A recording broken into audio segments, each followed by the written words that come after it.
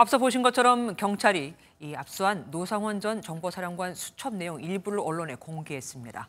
이른바 노상원 수첩이 이번 계엄 사태의 전모를 밝혀줄 수 있는 스모킹건이 될 수 있을까요? 취재 기자와 더 자세히 알아보겠습니다. 어서 오십시오. 신 기자, 경찰의 수첩에 대한 압수 경위, 이게 어떻게 된 겁니까? 네, 경찰은 지난 15일 경기도 안산에서 점집으로 운영되고 있던 노상원 전 사령관의 거주지를 압수수색하다가 네. 이 수첩을 발견했습니다. 네. 노 전 사령관이 직접 소지한 물품은 아니었는데요.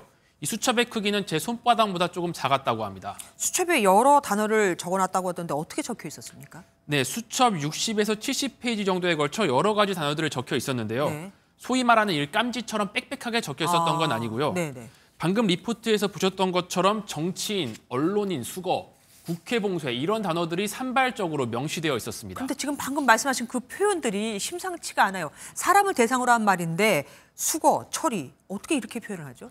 네, 얼마 전에 양심 고백을 선언한 1차 롯데리아 회동 참석자였던 정모대령 혹시 기억하십니까? 네, 기억납니다. 네, 노 전 사령관의 지시를 받은 정대령은 계엄 당일 선관위 관계자를 체포하기 위해 복면, 케이블 타이, 심지어 야구방망이까지 준비했다고 진술했습니다. 네. 신병 확보를 수거, 처리라는 단어로 쓰는 것이 사실 일반적이진 않지 않습니까? 네네. 경찰은 수거를 체포의 의미로 보고 있고 수용 및 처리 방법도 수첩에 담겨 있다고 했는데요. 실제로 정치인, 종교인, 언론인 등의 체포를 노렸다면 정대령이 준비했던 것처럼 강압적인 방식 또한 염두에 뒀을 가능성이 있습니다. 예, 그 표현들이 그걸 의미한다, 암시한다 이거죠. 김용현 전 국방부 장관에 대한 검찰 수사는 어떻게 돼가고 있습니까? 네, 이른바 계엄 준비를 위한 국무회의 참석자 12명 중에 경찰은 딱 2명을 조사하지 못했습니다. 네. 바로 윤석열 대통령과 김 전 장관입니다.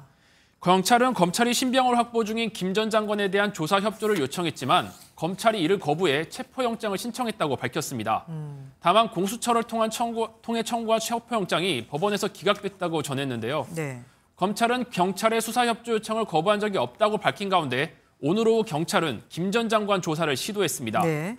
김 전 장관이 계엄 키맨인 만큼 노 전 사령관 개입 여부를 포함한 계엄 전반에 관한 내용을 물어볼 것으로 예상했는데요.